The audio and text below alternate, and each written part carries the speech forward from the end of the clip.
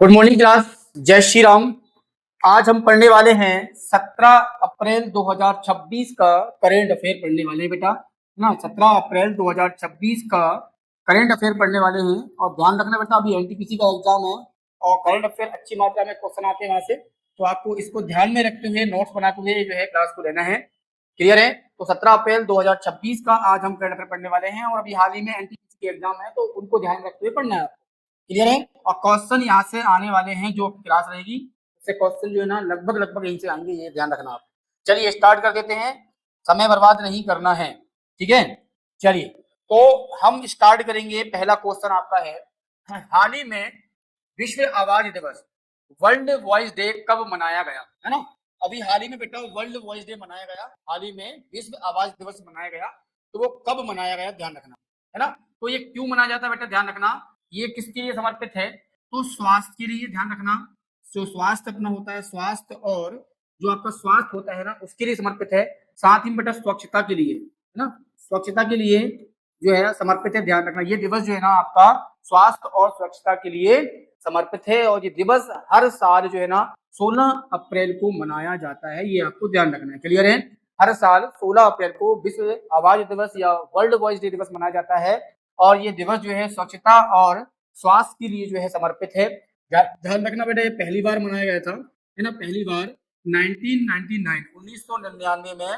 ध्यान रखना बेटा ना, ब्राजीलिया है ना, ब्राजीलियाई ब्राजीलियाई स्वर्ण दिवस के रूप में मनाया गया था। पहली बार 1999 में ब्राजीलियाई स्वर्ण दिवस के रूप में ये मनाया गया था, ये आपको ध्यान रखना है। क्लियर है?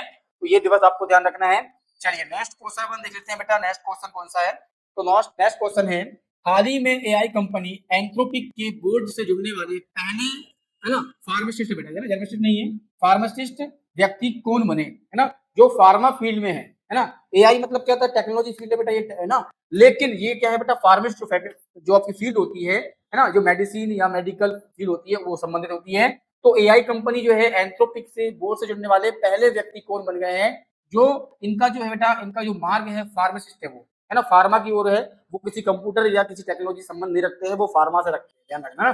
तो ऐसे व्यक्ति कौन बन गए हैं बेटा? तो उनका नाम है बेटा बॉस नरसिम्हन। आंसर क्या है बेटा? बॉस नरसिम्हन। ये भारतीय मूल के हैं, ध्यान रखना ये भारतीय मूल के हैं, भारतीय मूल के व्यक्ति हैं बॉस नरसिम्हन और ये फार्मासिस्ट हैं बेटा, ध्यान रखना। और ये अभी हाल ही में एआई कंपनी एंथ्रोपिक के बोर्ड के साथ जुड़े हैं। ये इंपोर्टेंट है क्योंकि भारतीय मूल के हैं, इसलिए इंपोर्टेंट क्वेश्चन है, ध्यान रखना। क्वेश्चन पूछ सकता है। और एआई अभी हाल ही में ध्यान रखना 2025-26 में जो एआई है ना, बहुत ज्यादा ओवर की टेक्नोलॉजी आई है एआई, आर्टिफिशियल इंटेलिजेंस, और इससे क्वेश्चन बनेंगे। और एआई एंथ्रोपिक जो कंपनी है उस कंपनी से भारतीय मूल के व्यक्ति बॉस नरसिम्हन जुड़े हुए हैं, जिनका संबंध बेटा फार्मासिस्ट है। ये एआई से कोई जो है ना टेक्नोलॉजी से यूज नहीं है ना। वही हम बात करेंगे बेटा, ये एआई कंपनी है एंथ्रोपिक, है ना। एंथ्रोपिक कंपनी जो आपकी है बेटा, ये ध्यान रखना, इसकी स्थापना की बात करेंगे तो इसकी स्थापना जो है ना बेटा 2021 में हुई थी, ध्यान रखना। क्लियर है? 2021 में इसकी स्थापना हुई थी और स्थापना करने वाले व्यक्ति दो थे इसमें। कौन कौन थे बेटा? इसकी स्थापना करने वाले दो व्यक्ति कौन कौन थे? तो एक ध्यान रखना, एक व्यक्ति थे दारियो दारियो अमुदेई ना, दारियो अमुदेई, और दूसरा बेटा है डेनियल अमुदेई, है ना, डेनियल अमुदेई। ये दो लोगों ने मिलकर इसकी स्थापना की 2021 में। कब की? 2021 में। इसका मुख्यालय की बात करेंगे बेटा, तो इसका मुख्यालय जो है, इसका मुख्यालय है सैन फ्रांसिस्को में। कहां पर बेटा? सैन फ्रांसिस्को में है, ध्यान रखना, फ्रांसिस्को में है ना। और हम बात करेंगे बेटा, ध्यान रखना, इसके प्रेसिडेंट है, प्रेसिडेंट जो आपके हैं वर्तमान में, तो ये डेनियल है। कौन है? डेनियल अमुदेई है, ये ना, जिनकी स्थापना की थी ना ये वाले व्यक्ति, ये इसके प्रेसिडेंट है, ये आपको ध्यान रखना है। क्लियर है? तो एंथ्रोपिक जो कंपनी है उसका मुख्यालय कहां पर है? सैन फ्रांसिस्को में है। दो लोगों ने मिलकर 2021 में इसकी स्थापना की थी, डेरियो अमुदेई और डेनियल अमुदेई, है ना। और अभी वर्तमान में इसके प्रेसिडेंट भी कौन है बेटा? डेनियल अमुदेई ही है। क्लियर है?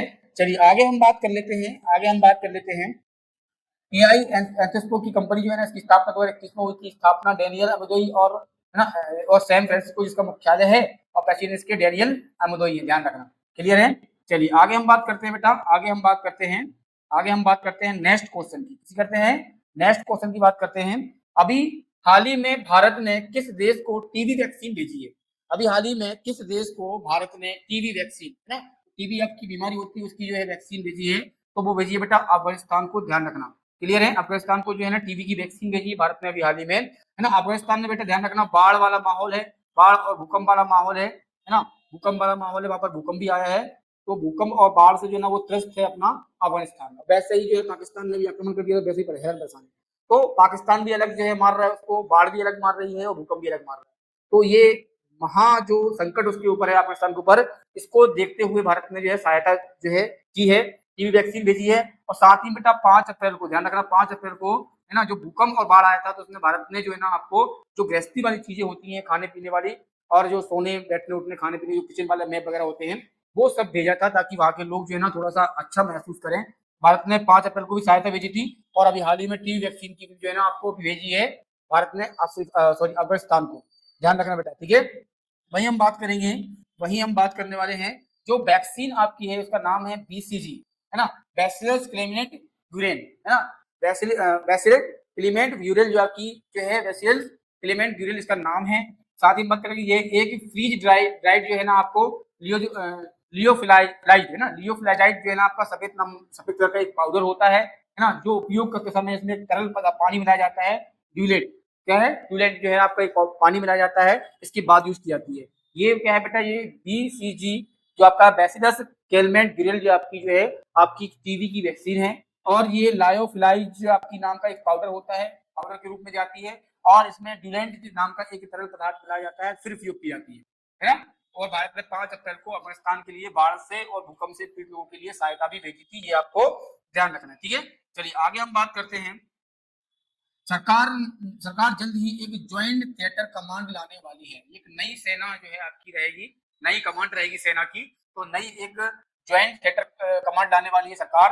इसका निर्माण कैसे किया जाएगा बेटा, ध्यान रखना, तो ध्यान रखना बेटा, ये ज्वाइंट थिएटर कमांड जो सरकार लाने वाली है, एक सेना लाने वाली है, इसमें आपकी इंडियन आर्मी, नेवी और एयरफोर्स तीनों के जवान रहेंगे, ठीक है ना, तीनों के जवान को मिलाकर ये है ना एक कमांड बनाई जाएगी, ज्वाइंट थिएटर कमांड, ठीक है ना। मतलब ये आपकी शक्तिशाली कमांड रहेगी, ध्यान रखना, शक्तिशाली कमांड रहने वाली है। इसमें तीनों तीनों सेनाओं के जो है ना जवान रहेंगे, वो अपने अपनी बहादुरी अपने अपने फील्ड में दिखाएंगे। ये आपकी ज्वाइंट थिएटर कमांड भारत सरकार अभी लाने वाली है जल्द ही, इसमें इंडियन आर्मी, नेवी और एयरफोर्स, है ना, चारों जो है आपकी तीनों मिलाकर जो है ना एक कमांड बनाई जा रही है भारत के अंदर, ठीक है भाई। तो चलिए आगे हम बात करते हैं नेक्स्ट क्वेश्चन की। तो नेक्स्ट क्वेश्चन है, हाल ही में रक्षा मंत्री राजनाथ सिंह किस देश की यात्रा पर गए हैं। अभी हाल ही में बेटा राजनाथ सिंह जो आपके हैं किस देश की यात्रा पर गए हैं, तो ये गए हैं बेटा जर्मनी, ध्यान रखना, जर्मनी की यात्रा पर गए हैं। 3 दिवसीय यात्रा रहेगी रक्षा मंत्री राजनाथ सिंह की जर्मनी के देश की, ये आपको ध्यान रखना। ये अभी एनटीपीसी में आ सकता है, इसलिए मैंने आपको, है ना, एनटीपीसी में आ सकता है, ये मैंने इसलिए आपको क्वेश्चन दिया है। अभी हाल ही में रक्षा मंत्री राजनाथ सिंह कहाँ गए बेटा, जर्मनी देश की यात्रा पे गए, 3 दिवस की यात्रा पे। चलिए आगे हम बात करते हैं बेटा, है ना, हाल ही में किस हाईकोर्ट ने सभी क्षेत्रों में जो मासिक धर्म संबंधित जो महिलाओं की प्रॉब्लम है ना, इसके लिए अवकाश नीति को सख्ती से लागू करने का आदेश दिया है ना। अभी हाल ही में किस हाईकोर्ट ने जो मासिक धर्म से संबंधित जो छुट्टियां महिलाओं को मिलने वाली हैं उसको सख्ती से लागू करने का क्या दिया बेटा, आदेश दिया है, वो दिया है बेटा कर्नाटक हाईकोर्ट ने। कर्नाटक हाईकोर्ट ने बोला कि जो नियम और नीति बनाई है, जो मासिक धर्म संबंधी जो अवकाश महिलाओं का है उसको जो है ना सख्ती से लागू करिएगा, है ना, सख्ती से लागू करेंगे तभी काम होगा, क्लियर है।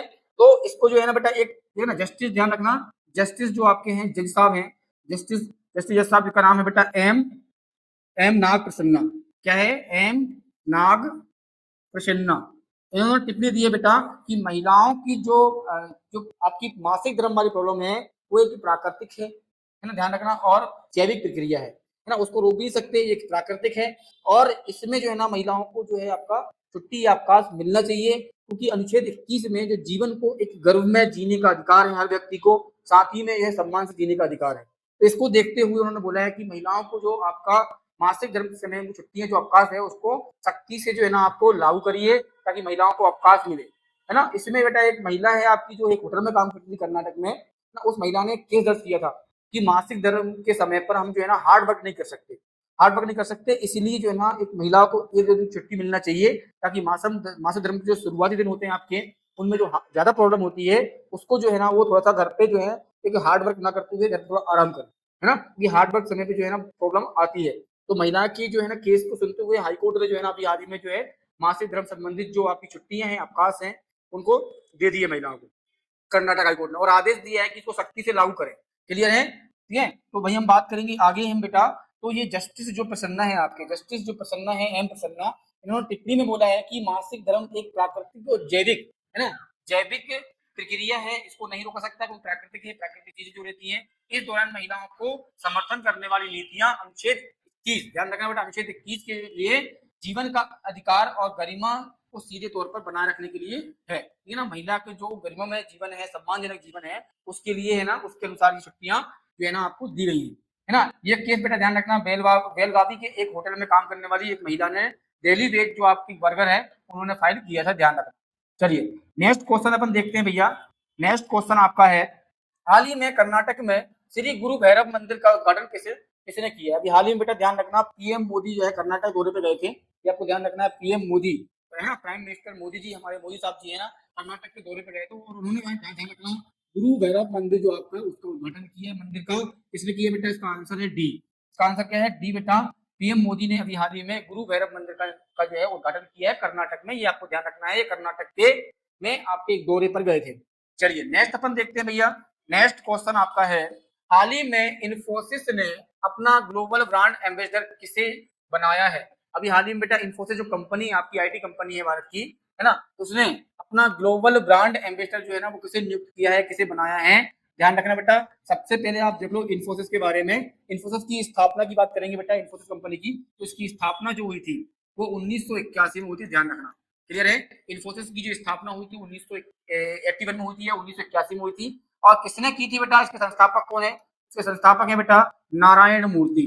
कौन? नारायण मूर्ति ने इसकी स्थापना की थी, और 6 लोग और साथ में थे, लेकिन नाम इन्हीं का आता है नारायण मूर्ति।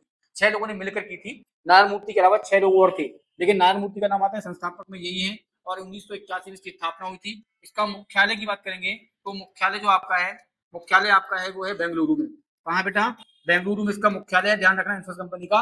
और इसी इन्फोसिस कंपनी ने अपना ग्लोबल ब्रांड एम्बेसडर जो है ना वो नियुक्त किया है कार्लोस अल्कराज को।